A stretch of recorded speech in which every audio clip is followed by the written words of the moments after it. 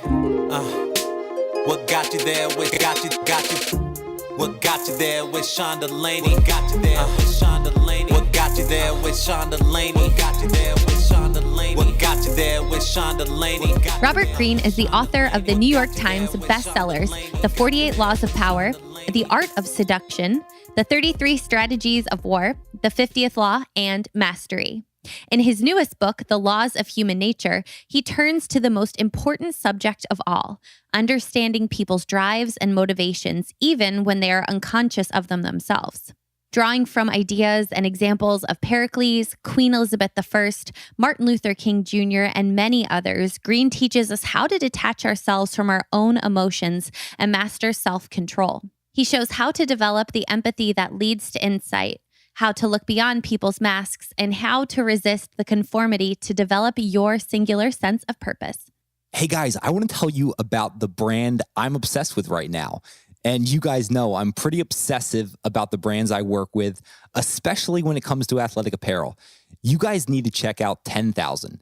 You need to head to 10,000.cc and you guys can enter code WGYT and you're going to receive 20%. Yes, 20% off your entire order. Why do I love 10,000?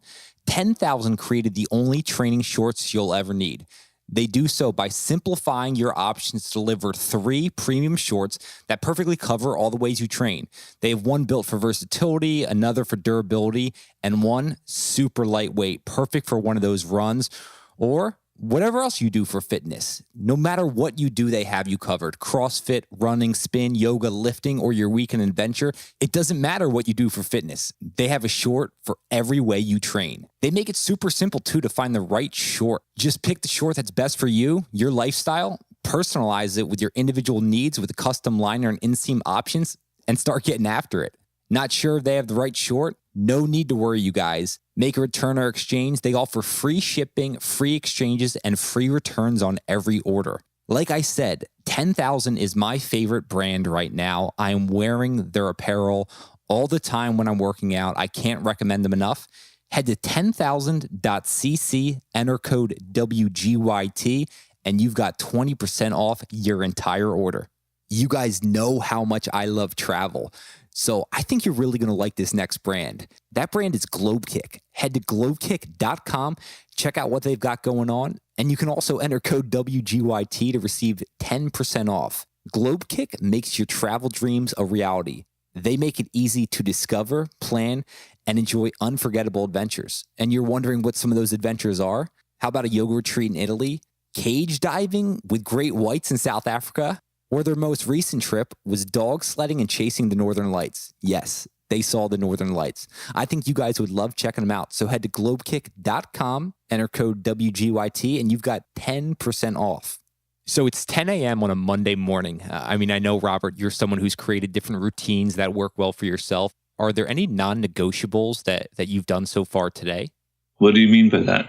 Is there anything you do pretty consistently every single day just to kind of get yourself in the groove, whether that be some form of meditation, a diet, anything along those lines? Oh, yeah. In general, writers are creatures of habit. We have to be because it requires a great amount of discipline to just sit down and write instead of going outside or being distracted.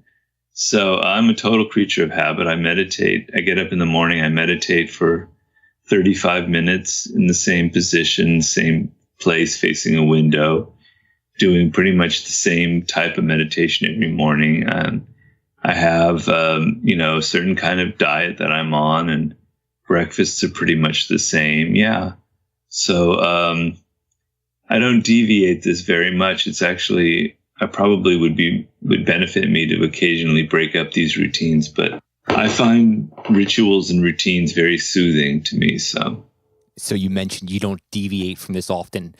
How long have you been doing this specific routine? Well, I've been meditating, I can say exactly, for about 8.5 years, doing that, not deviating from it. Is, maybe one day here or there when I'm on an airplane, I couldn't do it, but I pretty much catch up the next day. So I'm doing that for 8.5 years. The diet has been a work in progress. It has evolved. But probably the last 20 years or so, it's been like this more or less. But writing habits have always been, since I did the 48 Laws of Power over 20 years ago, is pretty much the same. Just after I've done all the research, the writing will take place like an hour or 2 hours in the morning, and then the afternoon, like 4 to 7 p.m., which I call my golden hours. And so that's been set for well over 20 years now. I love the verbiage around the golden hours. How long did it take you to define that was your true time that you do your best work in? Well, you know that when you're young, I mean, we're either morning people or evening people. It's sort of an interesting phenomenon. It's almost like, are you an extrovert or an introvert? Are you vegetarian or omnivore or whatever? So I knew since college that I worked best at night, that I have a very slow metabolism or thyroid issues perhaps. So in the morning, I'm very sluggish. I don't really get going till like 11 in the morning. And then about 4 or 5 o'clock, I start getting some good ideas. My mind picks up. And I really like that time of day. I find it kind of a magical time of day. Things seem to be coming to life. So that's always been my pattern since college, I love different people's perspectives around idea generation. And I'm interested, what are you doing around 3 p.m.? You say the ideas start to come to you. What happens that time of day for you? Well, if I have lunch at, let's say, 1:30 or a little earlier, after lunch, I always take a nap. So at 3 o'clock, I could be taking a nap. But if not, I'm starting to get ready to work. Maybe I'm looking on the internet, answering a few emails. But now with the stroke, all of this has been slightly disrupted because I'm doing at least 3 hours of therapy a day. And so my afternoons are taken up with extensive hand, arm, leg therapy, treadmill, ab work, etc. Because if you're not doing that kind of constant therapy, you have what is called a plateau. It's very common among stroke patients. You stop seeing any improvement for a while. So that's been disrupted because I only really can write when I'm finished with all of my therapy, which is about 5:30 in the afternoon. But hopefully when things calm down, I'll go back to my old routines. Yeah, you mentioned the stroke, which you suffered 7 months ago. Has there been a different perspective? Are new ideas coming to you because you're looking at light in a different way, or you're being forced to do things in a different manner? Well, of course, it's affected me. One thing, though, is I just don't seem to have as much time as I wanted because I really enjoy just sort of wandering. I'm starting my next book and putting together the proposal for it, and I enjoy the process of just kind of wandering through books and relaxing and coming together with the concept. And so the one thing that's kind of disrupted that is I just never have that kind of time or that sort of privilege. So I always feel a bit rushed, but also, I've had to reassess myself and train myself to be much more patient. And it's also affected, how I look at the world and how I see life and how I see other people. And, some of this will be reflected in my new book, but yeah, it's definitely altered my perspective. You mentioned now not having enough time. So instead of doing work you truly love, you're now on the phone with me having this conversation instead. Well, that's, no, of course I enjoy that. I mean, one thing you have to realize is when you've had a stroke like this, is, I could have easily died. It was life-threatening, and if things came together, that didn't happen. And so I have to look at it this way. I'm immensely grateful for everything that I've had, and so I was able to finish the book, and it came out, and being able to talk to people like you and have podcasts. It's a great thing, It would be so much worse if I never was able to finish the book, or if I had brain damage and I'm not able to write another book. So there's much to be grateful for. And one of that is being able to connect to my readers and to my audience. Well, I know we're so glad you were able to finish the book. I truly do believe this is one of the most impactful books I've read of late, and it's one of the gifts, one of the books I've gifted the most. I mean, your work, Oh, wow. yeah, your work is just something that's resonated with me for a long time. So I'm always looking forward to your next piece of work. But I really feel like the laws of human nature are just so impactful and mean so much today. I feel like a lot of people are just kind of walking around unaware of the influences around them and how much others can impact them. I mean, were the laws of human nature, is this kind of a code book for deciphering people's behavior? Yeah, that was the intention behind it. I mean, the book has several functions. One of them is to make you look at yourself more closely and examine who you are, because I think that to a large extent we don't know ourselves. We're kind of mysteries. And I explain why we don't really know ourselves and how it's actually a difficult process the way our brains are configured. It's not easy to actually understand where our emotions come from, why we feel a certain way. Why did our career paths take this direction? Why are we having problems in our relationships? So many mysteries around us, and we're not really paying attention to it. We're not really aware. So the book is really trying to bring awareness to you, the reader, so that you have more consciousness of yourself in your daily life, of why am I doing this? Why am I reacting this way? Why am I getting angry? Why am I frustrated? Why do bad things happen to me? So that was one of the functions. And then the other function, probably the most important, is being able to understand the people around you on a higher level. Normally in our day-to-day lives, we tend to be very self-absorbed. We're kind of wrapped in our own thoughts, our own concerns and anxieties. And we have to deal, obviously, in the course of a day with dozens of people at work or on the subway or in the family or wherever. And most of the time we're sleepwalking. We're not really paying attention to people. We think we are. We think we're listening, but really we're not. And then this manifests itself when bad things happen, when relationships break apart, when you're suddenly fired, when your career seems to be going nowhere, where you can't seem to get anybody interested in your ideas or projects. Then it's kind of clear that something isn't right. But still, you're not making the connection between these bad things and yourself and your lack of awareness of what really motivates people. So it's a bit of counterintuitive, but I'm trying to make you aware that as a social animal, the fact that you're not really connecting or understanding the people around you has terrible cascading consequences. It can lead to health issues. It can lead to depression. It can lead to all sorts of problems that you're not aware of. And so this ability to understand the people around you should be priority number one.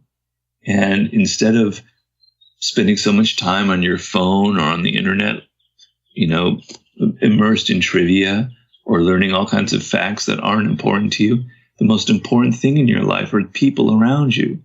And you should be giving much more attention to that. So this is a book that's trying to reorient your priorities and give you a real clear idea on how to do this, how to understand people on a much deeper level. Yeah, you mentioned the people around us, and a lot of the people around us are projecting onto us what they want us to see. So how do you uncover what someone's true character is? Well, it's not like something you can do in one simple step or in 2 minutes. It's a process. It requires a little bit of humility in that you have to admit to yourself that you really don't know, even your spouse or partner who you've been around with for several years. You have to first come to terms with the fact that people present a front to you. They're smiling, they're pleasant. They don't want to show some of their own thoughts and their own frustrations or their own anger or whatever. So they're always showing you their best light, and you're generally taking that for reality.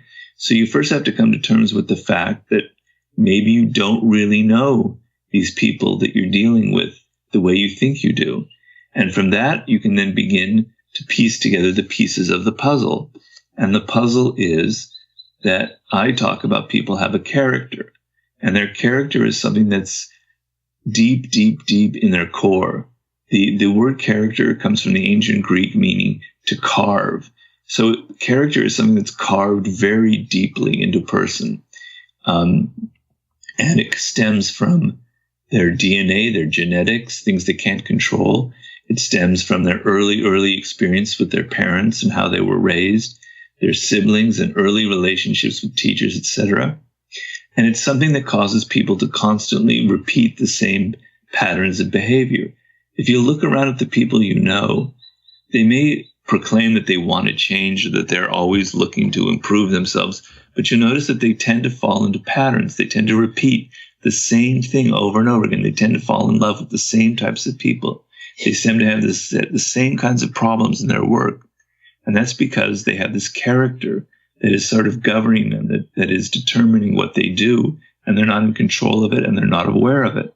And so you need to pay attention to that core, that character that people have. Some people have a strong character. Some people have a weak character. You have to look at how people are, not just in what they present to you, but how they are in their private life, how they treat their employees. Someone may be very pleasant to you when you're dealing with them, but when the door is closed and they're talking to their assistant or their secretaries, they're extremely harsh and mean. That tells you something about their character. Look at all of the details that people are chronically late. That tells you something about them. You look at how they organize their time, how they organize their desk.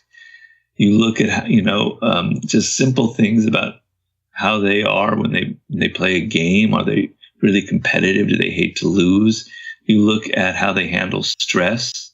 Do they suddenly lose all control when they're under stress? In daily life, we can pretend to be sort of adult, together people, but the moment a crisis occurs or stress, our character comes out and it shows certain weaknesses. It's also, how do people handle power? Sometimes people can be very good as they rise up to the top, and they're kind of good to other people, and they're good teammates and colleagues. But once they get power, they become tyrants. That shows you something about their character. So you need to pay attention to the signs that indicate that core that I'm talking about. And in my book, I give you all sorts of clues about how to do that. But you're never going to begin this process if you have the arrogance to imagine that you know the people you're dealing with. Start from the idea that they're mysteries, that you're not really aware of their character. And before you hire someone, before you partner with a person in business, before you get intimately involved with someone who you perhaps might marry, knowing their character is like the most important thing you can do. It's your tendency will be to be charmed by their appearance, by their resume, by how they talk to you. But you'll find your life will be miserable if you fall for these kinds of appearances that they present. You always want to look behind the mask people wear and try and gauge their true character, whether it's strong or whether it's weak. Yeah, one of the quotes around character in the book that I loved is, out of character is often their true character. And you brought up the successful CEO as they rise to power. Maybe they started out as empathetic and could relate to their employees, but then that power consumes them. Did you see this amongst a lot of the CEOs, a lot of the titans of business you've studied? Yes, I have. I mean, some people handle power very well, and then it has the opposite effect. The idea came from the story. I mean, I've always had this idea, but from the story of Lyndon Johnson, our president, after Kennedy was assassinated, but also a senator, a very powerful senator. And as he was rising, and he was extremely ambitious and wanted to become president, as he was rising, he was very charming. He knew how to press people's buttons. They called it the Johnson treatment. He could be very seductive. But then once he got to the top, once he was in control of the Senate, he was the meanest bastard you could ever imagine. He was so tough, and he would humiliate people around him. And you ask the question, well, did he suddenly change? Did power corrupt him? No, he was like that. He was charming. and amenable, because he knew that to realize his dreams, he had to be that way. So it's not like people suddenly change when they have power. That doesn't happen. What it does is it reveals who they really are. Sometimes, people who are ambitious, who rise to the top, they know that if they're too aggressive early on, they're going to alienate people. They won't get far. But once they have power, all of the demons come out of the closet. Yes, I've noticed it in people I've read about, in Michael Eisner, who I describe in the book, and the people I've consulted with, and my work on the board of directors of American Apparel and CEO there. So I've noticed it. Yeah, it's extremely common phenomenon. Of course, you see the opposite, where you see people who handle power very well. They end up treating their employees as well as they were treating people when they were rising to the top. They handle stress very well. They're still open to new ideas. In my consulting work, I've noticed the difference. A good sign of character is, do people really want to learn? Do they really want to hear my criticism and change who they are? Or do they just merely want to hear me echo their own thoughts and just sort of confirm their own self-opinion? That's a sign of a strong or a weak character. And I can say maybe only 10% of leaders in this world are of the strong type, who are willing to take criticism, who are still learning from experience, who are open to new ideas, and who will listen to someone who criticizes them.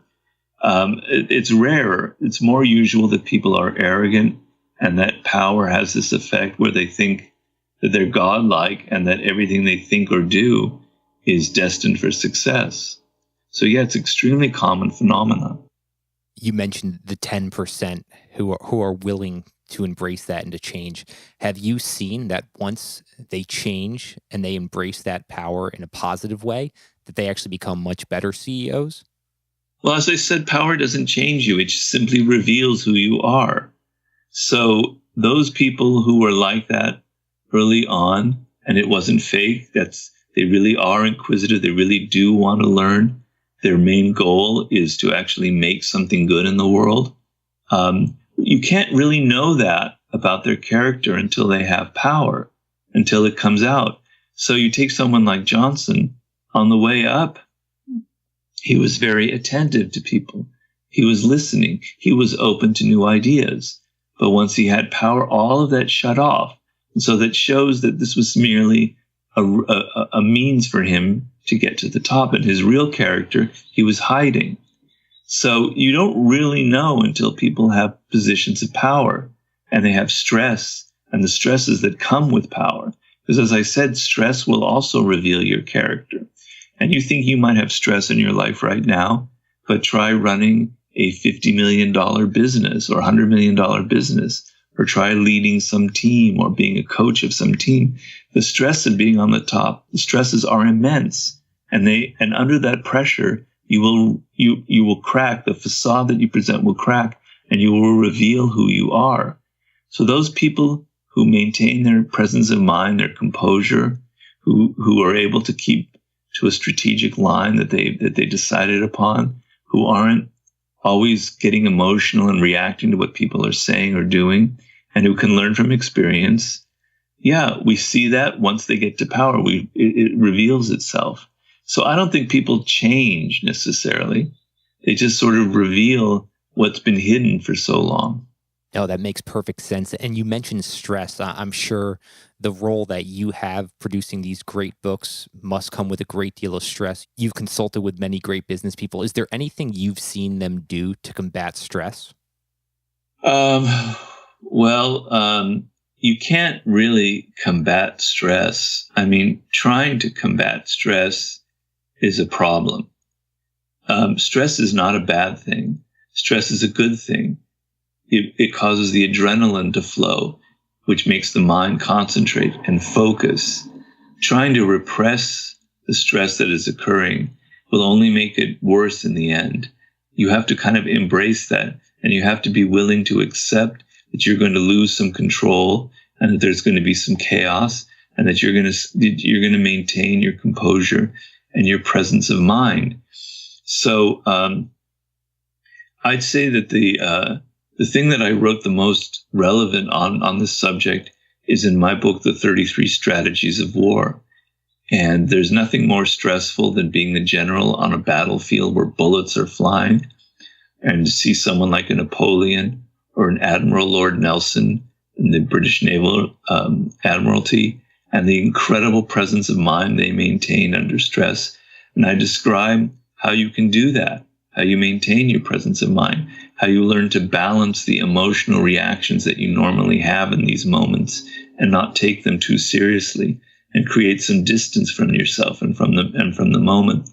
So in that chapter, I go into very practical explanations of how you can create what I call presence of mind.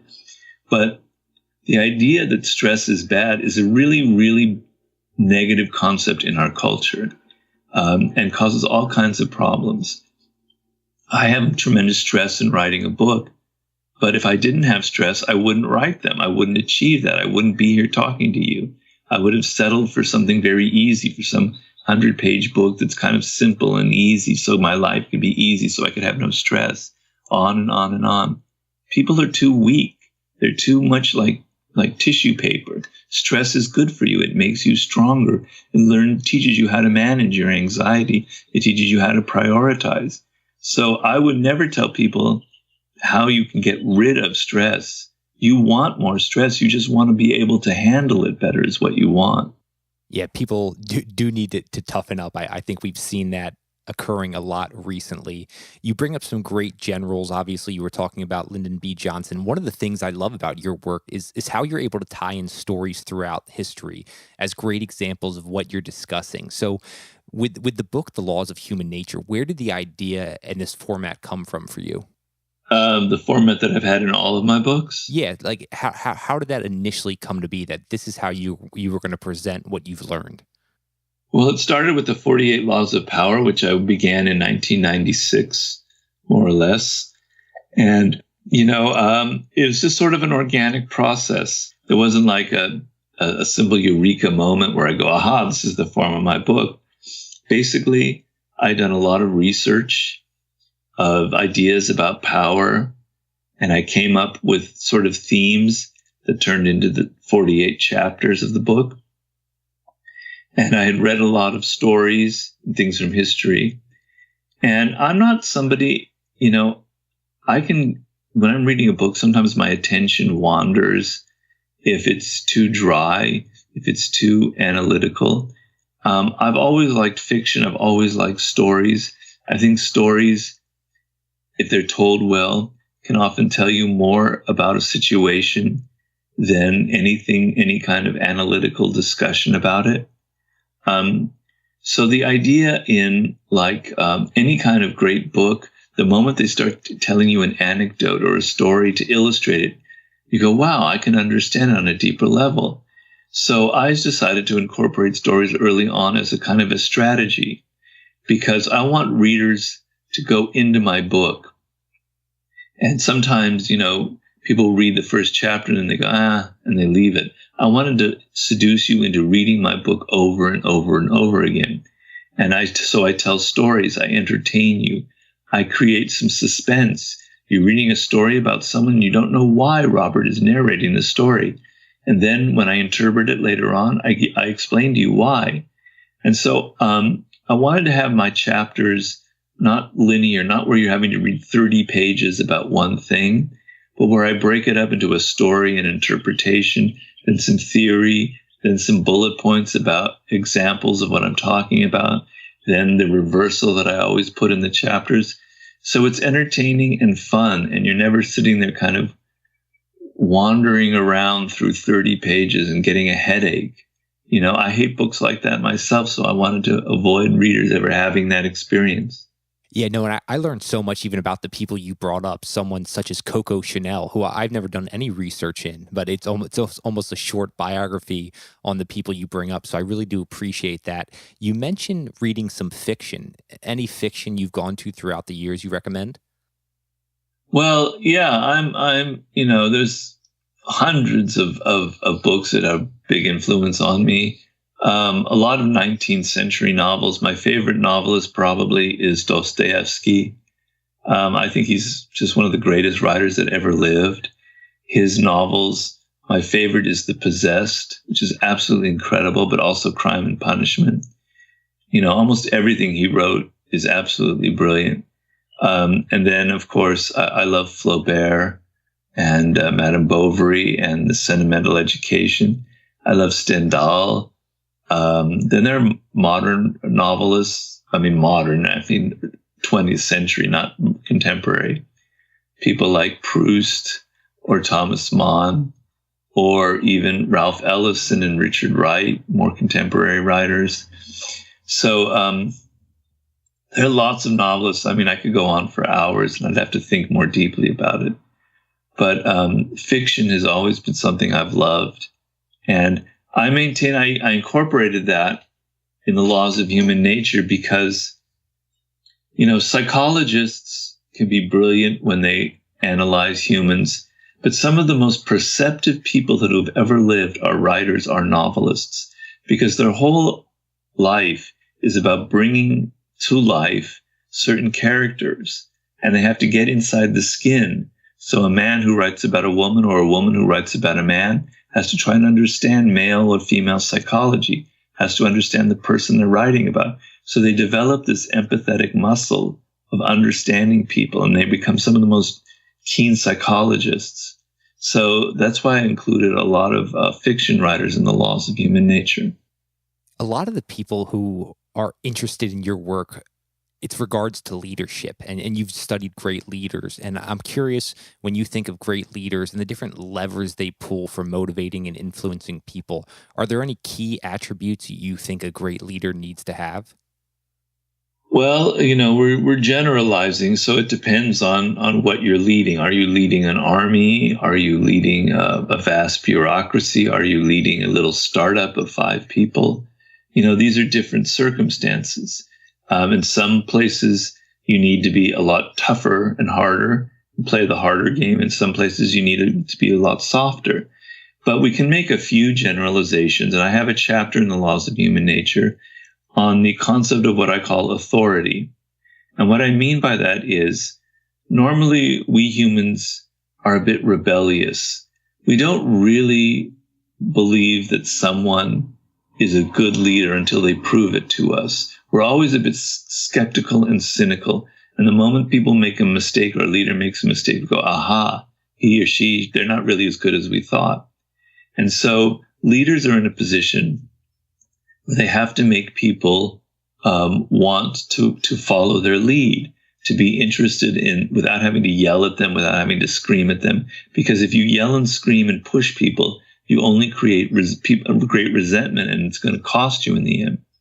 So we've all noticed the phenomenon that there are people in this world who have authority, in that they don't have to say anything. They don't even have to do anything, but they emanate this idea that they are confident, that they know what they're doing. They have power and confidence, and we believe in them and we follow them. And if we make a mistake, we're a little bit more forgiving than we normally would be. So what makes a person have this authority? Well, I maintain, oddly enough, there's a degree of humility involved. So a great leader is actually very, very interested in the people he or she leads. You have to learn to individualize your attention so that you don't simply assume that the 40 people in your company, they're all the same. You don't treat them all like one block of underlings that you can push around. You deal with each person as an individual, and you tailor what you say and how you motivate them to their particular strengths or weaknesses. A great leader knows how to create a cause, a mission for the group as a whole. This is probably the most important aspect of it, because people want to believe that they're working for something greater than just for money. They want to believe that they're doing something for the planet, for other people, that there's some kind of greater vision behind the work that they're doing. Even in anybody working in finance or whatever, or a lawyer, they still want to believe that they're tied to some sort of greater cause. And you need to find that. You need to unify the members of your team by creating that cause for them, whatever that might be. You need to be leading from the front. You need to be working as hard as you don't ask people to do things that you're not willing to do. You're out there working as long hours. You're taking responsibility. You're not sitting in your office and telling people to do all these things that you yourself are never willing to do. So you're leading from the front. That creates the kind of respect that people will have for you. And, you're egalitarian, so that when you punish people, it's the same kind of punishment that everybody gets. You don't play favorites. All of these things play into human nature, as I describe in that chapter. And I try and say that as a leader, you must realize that people are smiling and nodding their heads and saying, "Great, I love you." But that's not the reality. They're not showing you their true feelings. They're not showing you the moments where they're actually a bit resentful of you, or they think that maybe you're not so great. They're playing a game. They're wearing a mask. And if you take these smiles and these nods for reality, you're in trouble. So you have to understand that the people you're leading are more skeptical and cynical than you think. And you have to work hard at earning their trust and their respect. And I go into greater detail in that chapter about how to do that. And the last thing I'll mention is a great leader has a vision, because a group of people are all have their own opinions about what's right or wrong. But there's only one person, the person on top, who sees the whole picture, who understands where the group is headed, who understands, what the overall goals are, and has a vision of where to lead the group. And a person who comes up and shows that he or she has this vision automatically creates that sense of authority.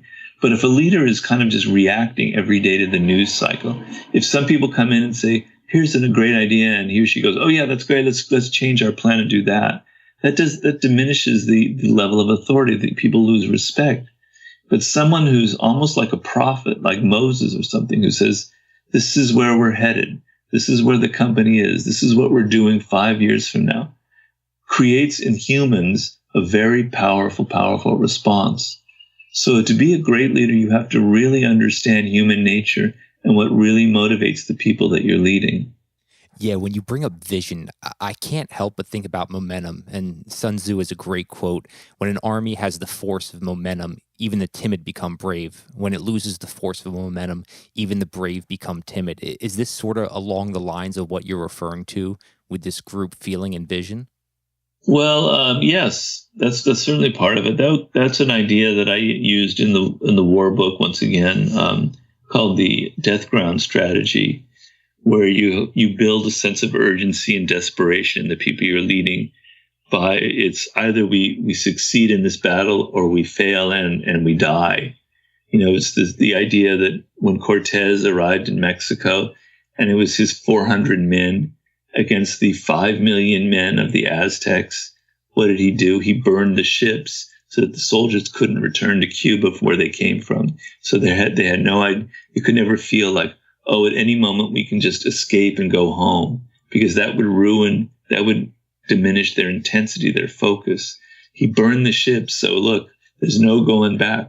We're here in Mexico. It's either conquer or die. And, he ended up conquering.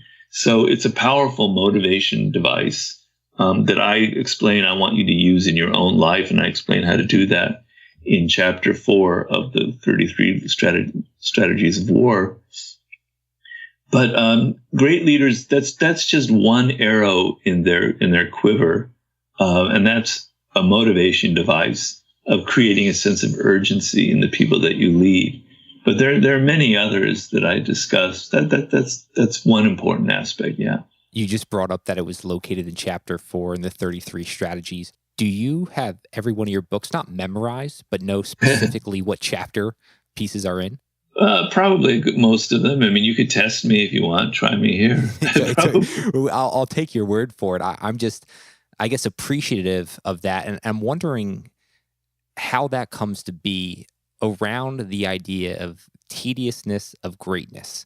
And is this just from the amount of hours you've put into the work that you've just been able to accumulate this knowledge around your own work? So you're asking me about the tedium involved, or what? correct? Is that what you attribute your knowledge of your own work to?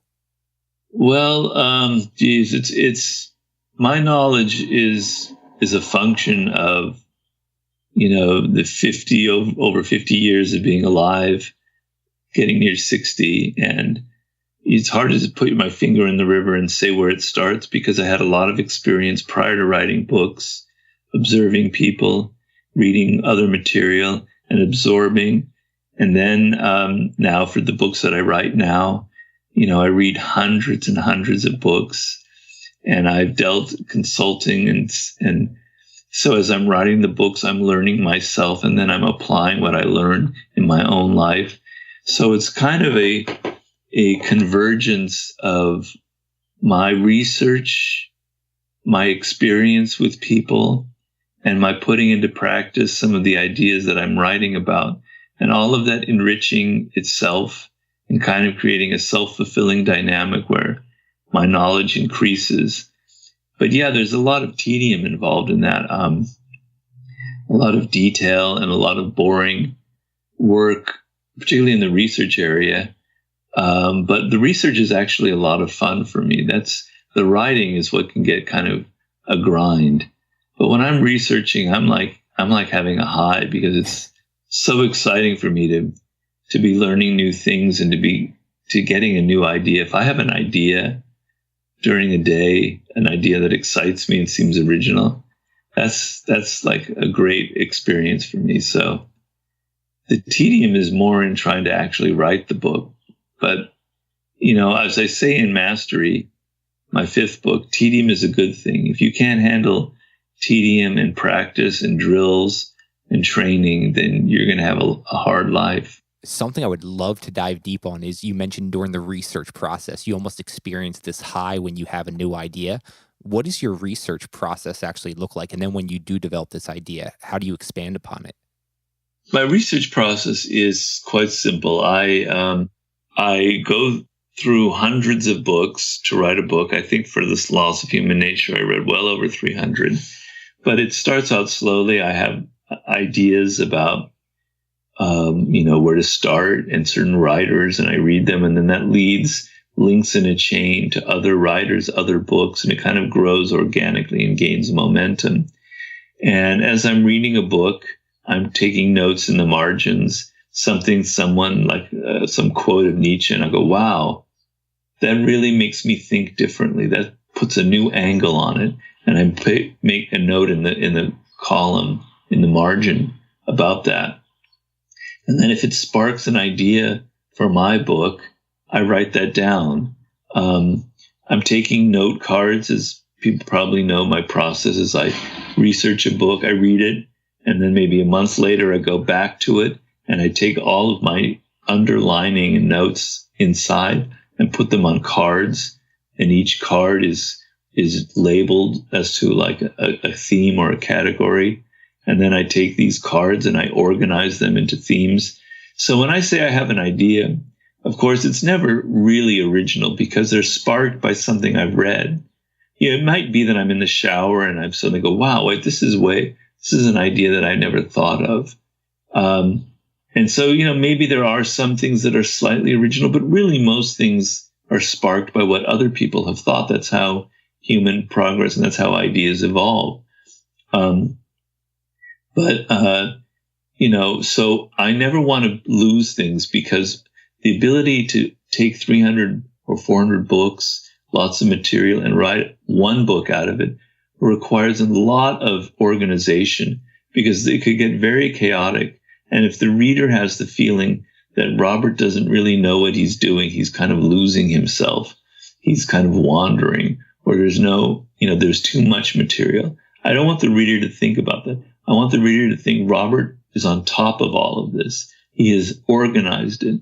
He has organized it so well that I don't even see how well it's organized. I just enjoy reading it. That requires a lot of organization. So I think a lot of books and even projects or films or whatever succeed or fail because of things no one ever sees.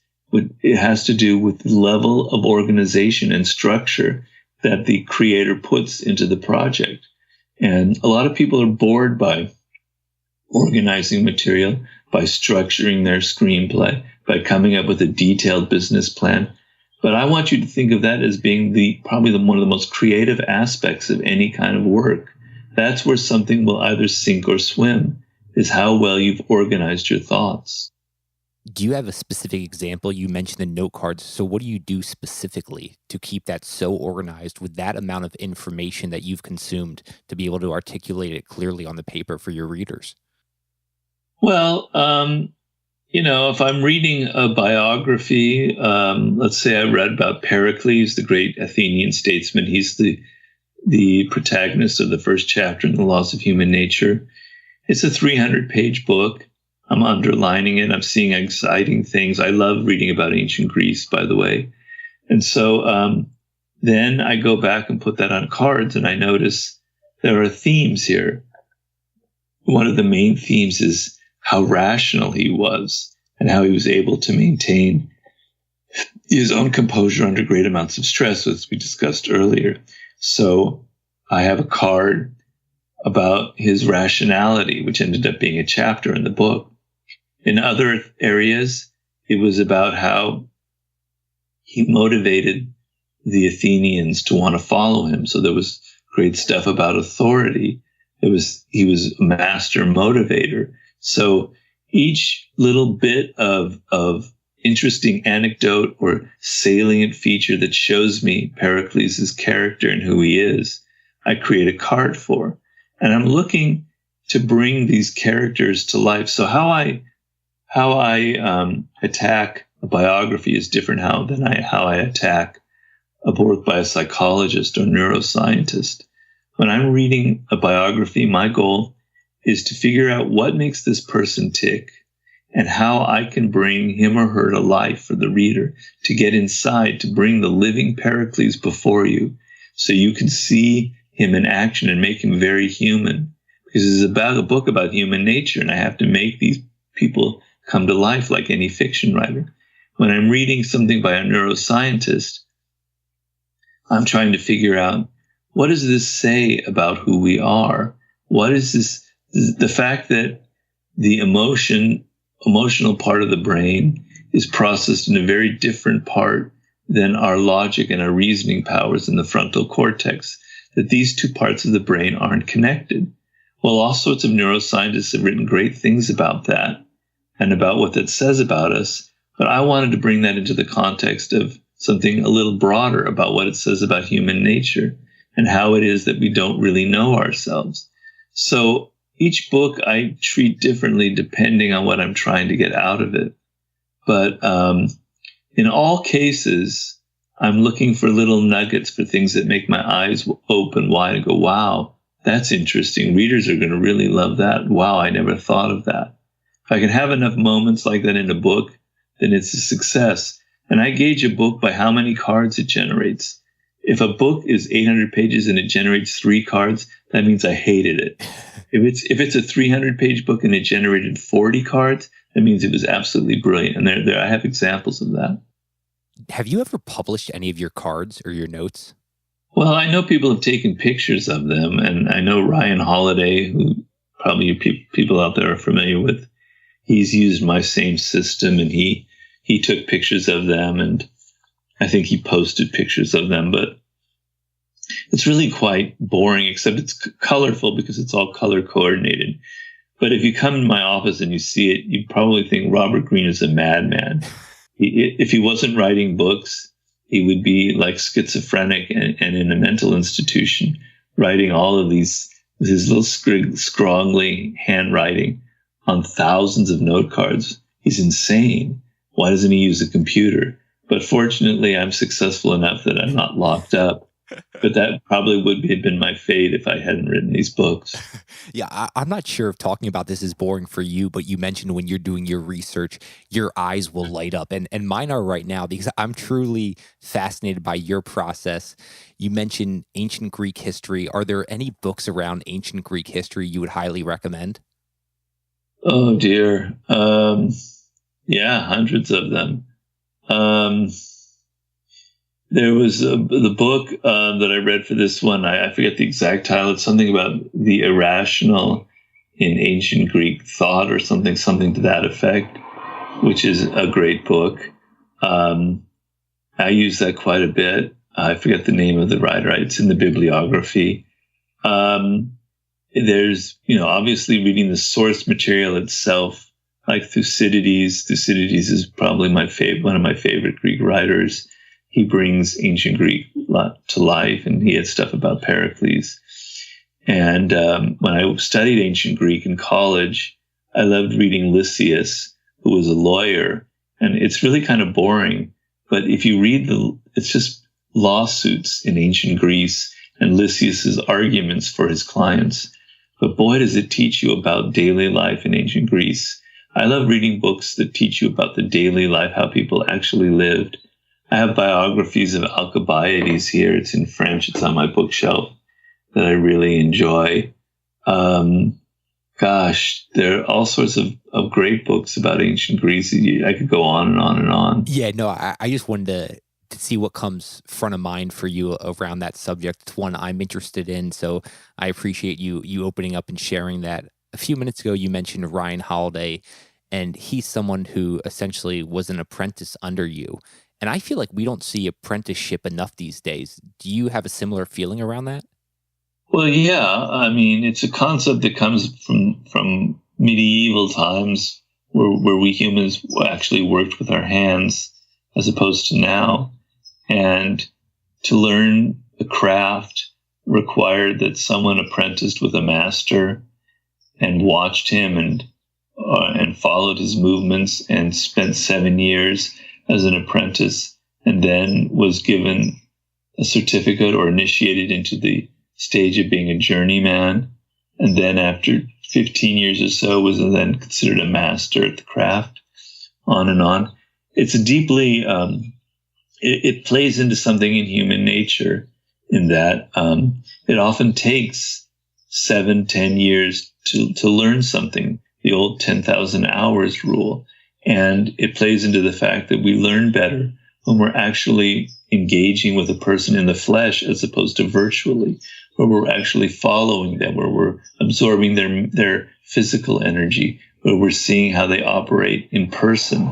And they're able to tell us things in person about who we are and about our strengths and weaknesses. So the apprentice-master relationship plays into all the strengths of human nature. It's really how our brains were designed to learn, by following someone else.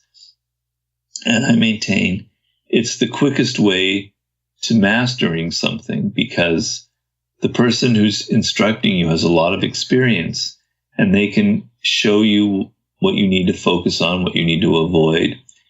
It's a very powerful, powerful relationship, but it's very hard to figure out how to do it in the world today.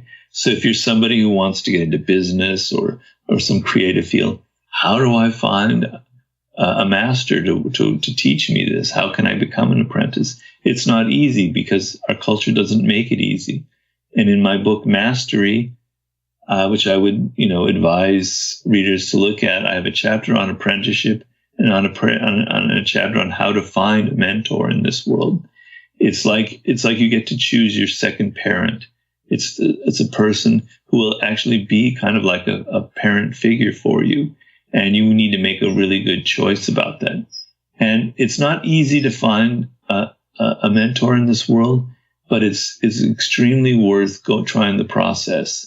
And as someone who has been a mentor for other people, it's very satisfying to instruct people who are wanting to learn a craft. It's very satisfying. It is like being a father figure. So people want to serve as a mentor. You'd be surprised. It's just, how do you find them and how do you approach them? And if readers are interested, I really direct you towards chapters 2 and 3 in Mastery. Yeah, no, Mastery was, like all 6 of your books, one that I really enjoyed. You do a great job talking about apprenticeship in that book. I'm also interested, what about the people before the step of even searching out a master? Maybe they need some more direction. How do you recommend them organizing their thoughts into what they might be really great at someday? Well, I wrote about that in Mastery and in the new book. It's what I call discovering your life's task, or what your calling in life is, or the purpose, why you were born, what is it that makes you different or unique. And it's an elaborate process that is hard to describe simply in a couple minutes, but basically it's a matter of figuring out what makes you unique, what excites you, what is something that you're naturally drawn towards. There's a book by Howard Gardner, The 5 Frames of Mind, and he shows that there are 5 forms of intelligence. Kinetic, which has to do with physical motion, and there's mathematical, which has to do with patterns, and there's a social form of intelligence, on and on and on. And each of them are just as valid as the other. So a person who's good at kinetics, which means movement, dance, or sports, is just as much a form of intelligence as an Einstein, and is just as valid. And you have one of these forms of intelligence. The brain generally has one of them that dominates. Me, it's words and language, which is one of the forms of intelligence. It has to do just simply with language. So you need to know yourself, know your form of intelligence, what you're naturally drawn to, what you don't like, what your likes are and dislikes, who you are as an individual in the deepest sense. You must know what you find subjects that just excite you, that make you're very curious about and you want to read more about. And if you're young enough, you take that self-awareness and you go on a journey and you try different jobs or career paths that kind of align with what you love, and you find out what you're really good at, and you hone this and you develop skills, and then you go through that apprenticeship. If you're in your 30s and 40s, it's a more difficult process, but it's not impossible. And in Mastery, I describe how you can get back to that calling in life, even when you're in your 40s and you've made some wrong turns. But the key is you won't get there if you don't have self-awareness, if you're not keyed into what makes you unique, into the skills, the experience, the inclinations that have marked you since you were a child and separates you from other people. Don't be afraid of what makes you strange and weird. Your weirdness is your strength. Normally you're afraid of standing out from the crowd. You want to fit in. You want everybody to think you're just like them. But actually what makes you stand out, what makes you weird, what makes you not fit into the group is your strength. And you must not run away from that, which is often what happens to us when we're younger. So it's a process, but those are some of the things that I would highlight. I'm so glad you brought that up. I just have 2 more questions for you, and it's along the lines of your own journey. And you said know yourself. You mentioned that you knew you wanted to be a writer from a very early age, but it kind of took you a while to get there. What was the narrative like in your head when you didn't have much direction? Did you always think in the end you would turn out to be a best-selling author? Oh, I had moments of doubt, and then I had moments of megalomania and dreams and thinking, wow, I'm going to be famous, successful, and then I would have moments of humility and realize, boy, I'm kind of failing in life. I'd get depressed. It was up and down, up and down. But in the long scheme of things, I obviously had faith and confidence because I never gave up. I kept trying and trying and trying. I knew that somehow if I found the right form of writing, it would all kind of click together. So I think from very early on, I had lots of moments of doubt and depression, but they passed, and I had the inner strength to know that I knew that there was something in me that was different, that was worth bringing out. Just how do I find that? But having that faith and that sense of, that idea that I was destined for something probably saved me from, committing suicide or just giving up. So I think it's a very important process that people know who they are, know what they were destined for, and feel that somehow if they get it together, if they get enough skills like I accumulated with all my writing jobs, that something will happen, something will click. But you need, that kind of faith is actually the dividing line between success and failure. Because I could have easily given up. I had so much failure in my life as a journalist, as a screenwriter, as a novelist. I'd been rejected. I can't tell you how many times. But, it's not just persistence, but it's this belief that you were meant for something and that it will eventually come together. I think that was what was my thought process. That last 2 minutes is something I'm going to rewind and listen to again. That really resonates. So thanks for sharing with that. The final thing, you've studied so many people. You've had such an interesting journey yourself. I'm interested, what's the most unique thing someone did to leave an impression on you? Well, I don't know. There's so many people that I've encountered. In 1995, I was in Italy on one of my 80 different jobs before I made it as a writer. A friend of mine had invited me over. They were starting a new school there, and he wanted me to help in kind of putting together the curriculum, etc. And it was kind of a disaster. Everything was sort of going wrong. It was all very political and ugly.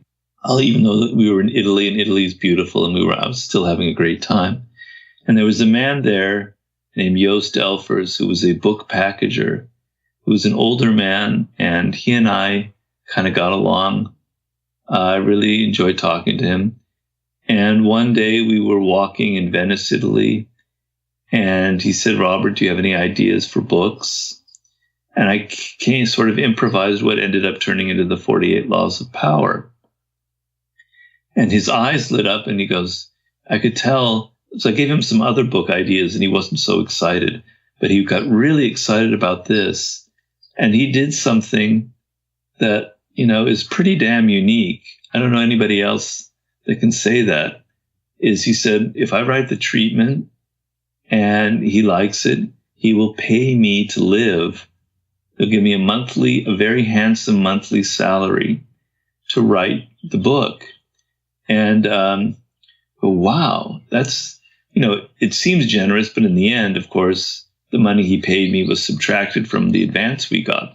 But he was taking a risk because it could easily have been a failure.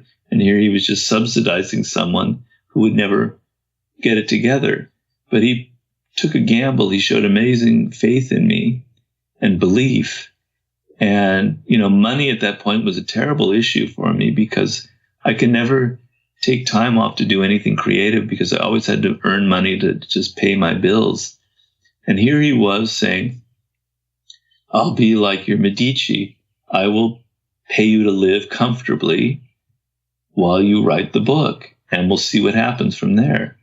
Now, it ended up being great for him. He made a lot of money in our relationship, but he had no idea about that.